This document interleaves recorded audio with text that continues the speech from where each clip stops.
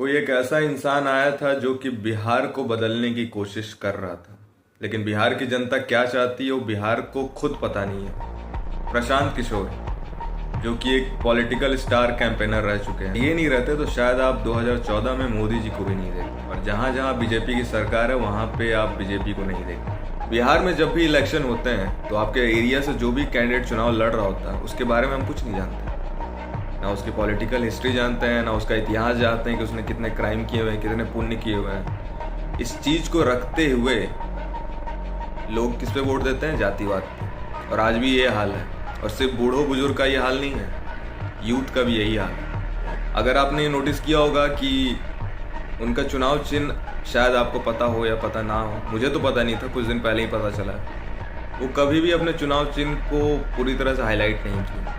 क्यों नहीं किए पता नहीं। एक बात अगर गौर करें आप, तो प्रशांत किशोर की जो स्पीच होती है और अन्य नेताओं की जो स्पीच होती है उसमें आपको बहुत सारे डिफरेंस मिलेंगे। प्रशांत किशोर सिर्फ मुद्दे की बात करते हैं जो उनको एक्चुअल में चेंज करना होता है। ये नहीं कि बड़े बड़े भाषण देखो चलेगा, लेकिन दूसरी तरफ वो नेता भाषण भी देते हैं और मुद्दे की बात भी नहीं करते, लेकिन जीतता कौन है?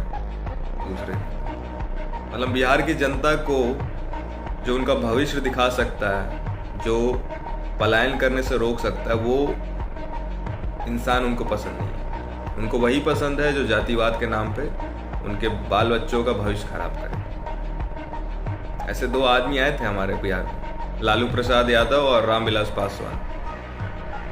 लालू प्रसाद यादव को तो इसलिए याद रखा जाता है क्योंकि उनकी स्पीच में बहुत ही ज़्यादा कॉमेडी होती है, इसीलिए लोग सुनते हैं, क्योंकि सबको एंटरटेनमेंट पसंद है, कोई डेवलपमेंट की ओर नहीं जाना चाहता।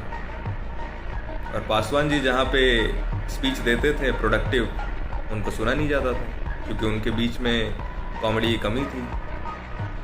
तो ये एक डिफरेंस है जो कि बिहार की जनता को समझना चाहिए, लेकिन पता नहीं वो कब इस चीज़ को समझेंगे।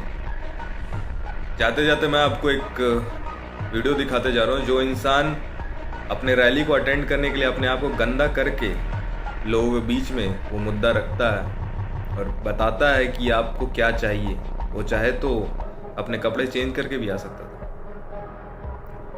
लेकिन क्या है बिहार की जनता के मन में, अब तो बिहारी जाने। भाई एकर क्या गारंटी बाकी जीतला के बाद हम रउआ संगे धोखा ना करो।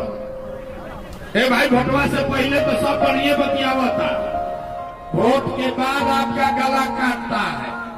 इसीलिए हम वोट मांगते ही नहीं है, ये वोट मांगने का कार्यक्रम नहीं है।